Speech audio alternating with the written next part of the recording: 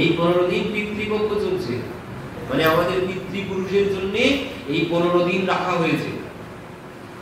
যারা মৃত্যুর পরে ওই মুক্ত হয়নি তাদের জন্য, তারা পুনরায় কিন্তু এই পৃথিবীতে চলে আসে। এই 15 দিন যাদের পিতা মাতা আত্মীয় স্বজন চলে গেছে, যারা মুক্ত হয়নি এখনো, যারা এখনো প্রেত জনিতে ঘোরাফেরা করছে, তারা এই 15 দিন তার আত্মীয় স্বজনের কাছেই চলে আসে। আমি না দেখতে পেলেও আমার পিতৃপুরুষগণ আমার পেছন পেছনেই ঘুরে বেড়াচ্ছে। আমি ঘুমালেও আমার মাথার ধারে এসে বসে থাকবে তারা এই 15 দিন। এমনই এই পিতৃপক্ষ। এই পিতৃপক্ষে তারা সবাই চলে আসেন এখানেই। কেন চলে আসে? যদি আমার আত্মীয় স্বজন আমাকে মুক্ত করে, তার জন্য এই মুক্তির আশায় তারা আমাদের কাছে ছুটে চলে আসে। এই 15 দিন ভগবান তাদের জন্য ছাড় দিয়েছে, এই 15 দিনের সুযোগ দিয়েছে। যাও তুমি ধরাধামে, যদি তোমার কল্যাণ তুমি পুনরায় করে আসতে পারো, তো তাদের জন্য এই সুযোগ দেওয়া। আর মাত্র 1 সপ্তাহ আছে। এই পিতৃপুরুষ, এই যে পিতৃদোষ আমরা বলি না, এই পিতৃদোষ থাকলে কোনোদিন সংসারে শান্তি হয় না। পিতৃদোষ যদি থাকে সংসারে কোনোদিন শান্তি হবে না, কোনোদিন সুখ হবে না। সংসারে দিন রাত কলহ লেগেই থাকবে। যাদের পিতৃদোষ আছে তাদের সংসারে সর্বক্ষণ কলহ লেগে থাকবে, ঝগড়া ঝাঁটি লেগেই থাকবে, হওয়া কাজ বাধা চলে আসবে। যদি এই পিতৃদোষ থাকে, এই পিতৃদোষ থাকলে কি হবে বলছেন? এই পিতৃদোষ থাকলে ঘরে কোনোদিন ওই অর্থ সম্পদ দাঁড়াবে না। পিতৃদোষ যদি থাকে, পিতৃদোষ কি? পিতৃদোষ হচ্ছে ওই পূর্বপুরুষের অভিশাপ। তাদের জন্য, আমি তাদের কল্যাণের জন্য যদি কিছু না করি, তারা এই 15 দিন পরে আমাকে অভিশাপ দিয়ে চলে যাবে, তুই শেষ হয়ে যা।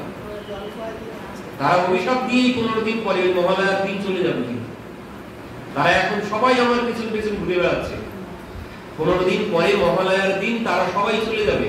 তো যাওয়ার সময় যদি আমি তাদের জন্য কল্যাণ করি তো ভালো আশীর্বাদ দিয়ে যাবে, আর যদি তাদের জন্য কিছু না করি তাহলে তারা যাওয়ার সময় আমাকে অভিশাপ দিয়ে যাবে। আর সেই অভিশাপে কোনোদিন সংসারে শান্তি আসবে না। সে অভিশাপ দেবে, আমি যেমন কষ্ট পাচ্ছি তোরাও এইভাবেই কষ্টেই থাক। পিতা মাতা যদি মুক্ত না হয়ে যায়, ওই পিতা মাতা এসেই অভিশাপ দিয়ে চলে যাবে। তো পিতৃদোষ আছে কিনা বুঝবেন কি করে? বলছেন পিতৃদোষ আছে কিনা বোঝা যাবে যদি সংসারে সর্বক্ষণ কারণে অকারণে কলহ লেগে থাকে, তাহলে বুঝতে হবে সংসারে পিতৃদোষ আছে। সংসারে যদি অর্থ আনার সাথে সাথেই নানান রকম ভাবে কাজে ব্যবহার হচ্ছে না, অকাজে সমস্ত অর্থ চলে যাচ্ছে। আরো কি বলছেন? ওই স্বপ্নে যদি স্বপ্ন দেখি, স্বপ্নে যদি আসে আমার পিতৃপুরুষগণ যে মারা গেছে, তাকে যদি আমি স্বপ্নে দর্শন করি তাহলে বুঝবেন যে পিতৃদোষ আছে। আরো কি বলছেন? ভোজন করতে বসলে ভোজনের থালায় যদি ওই কেশ পড়ে, যদি পাওয়া যায়, ভোজন করতে করতে যদি পাওয়া যায়, তাহলে বুঝবেন যে পিতৃদোষ আছে। তো এই পিতৃদোষ থেকে মুক্তির জন্য কি করতে হবে?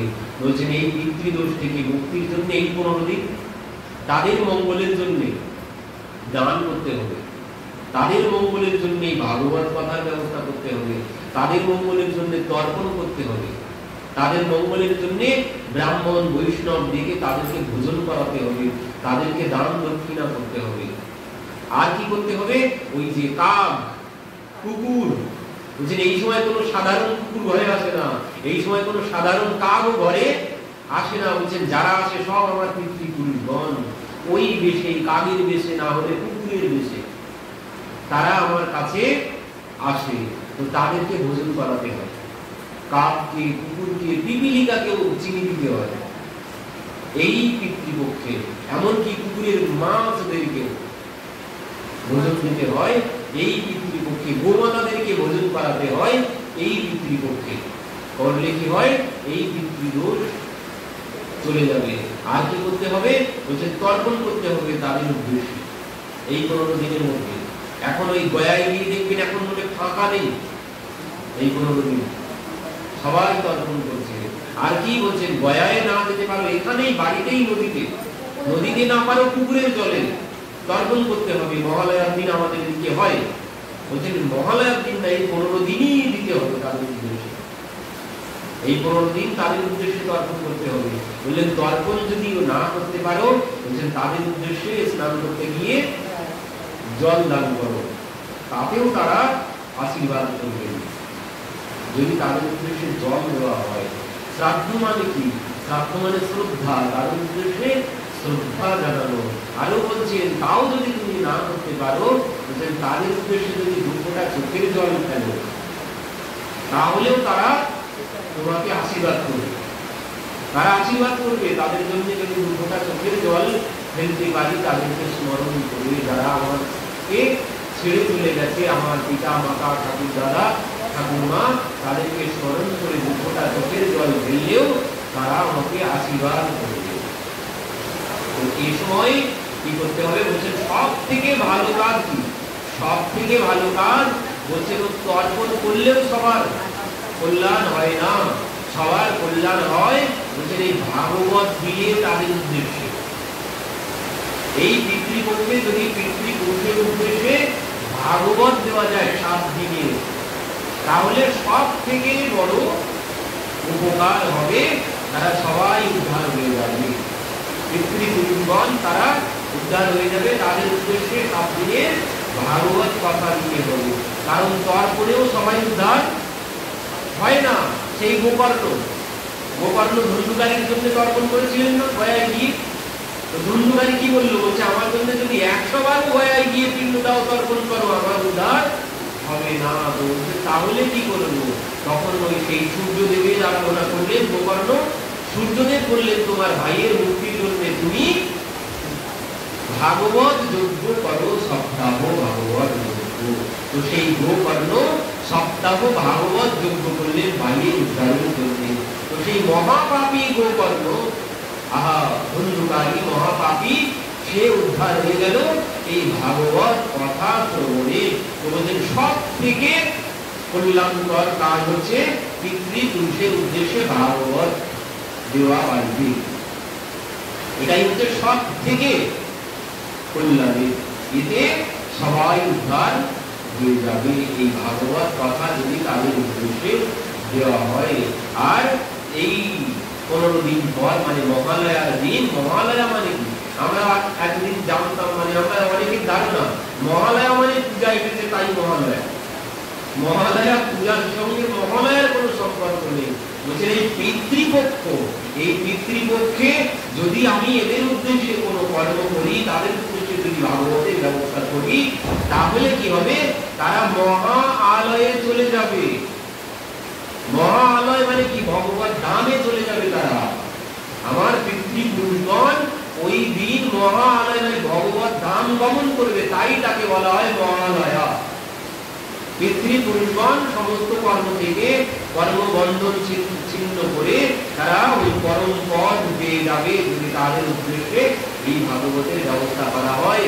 তো বলছেন এই জন্য বলা হয় মহালয়া। তারা মহান আলোকের পথে চলে যাবে। কখন যাবে? বলছেন তাদের উদ্দেশ্যে যদি আমি কিছু করি তাহলে যাবে, তা না হলে তাদের পরম গতি হবে না। আর কি করতে হবে? বলছেন তাদের উদ্দেশ্যে তো তুমি দান করবে, তাদের উদ্দেশ্যে দান করবে, তাদের উদ্দেশ্যে তর্পণ করবে, কিন্তু একটা শর্ত আছে। বলছেন সব কাজ গৃহীত তখন হবে, বলছেন তোমাকে ব্রহ্মচর্য পালন করতে হবে। 15 দিন ব্রহ্মচর্য পালন করতে হবে। করে যদি তাদের উদ্দেশ্যে জলদান করো, তাদের উদ্দেশ্যে দান করো, তাদের উদ্দেশ্যে ভাগবতের ব্যবস্থা করো, তাহলে কিন্তু তারা সেটা গ্রহণ করবে। আর যদি তুমি ব্রহ্মচর্য পালন না করো, শুধু তর্পণ করলে, ওতে কোনো কল্যাণ তারা গ্রহণ করবে না। তোমার কর্ম পিতৃপুরুষগণ কোনো কিছু গ্রহণ করবে না তোমার হাতে। ব্রহ্মচর্য পালন করতে হবে, যেভাবে আমরা শ্রাদ্ধের সময় করা হয়।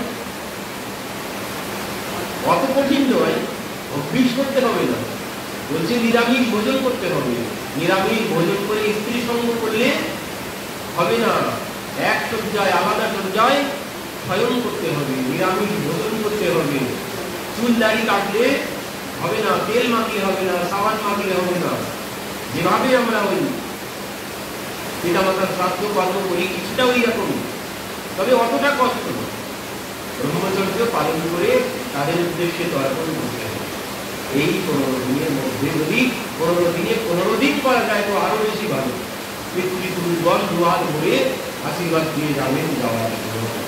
আর যদি তাদের উদ্দেশ্যে কিছুই না করলাম, যাওয়ার সময় তারা আমাকে অভিশাপ দিয়ে চলে যাবে, আর তাদের অভিশাপে কোনদিন সংসারে শান্তি আসবে না। তো বলছেন এই যে তোমাকে কে তর্পণ করলো না করলো তো পরের কথা। বলছে নিজের শ্রাদ্ধ নিজে করে যাও, কে করবে না করবে তার কোনো ঠিক নেই। এই জন্য বলছে নিজের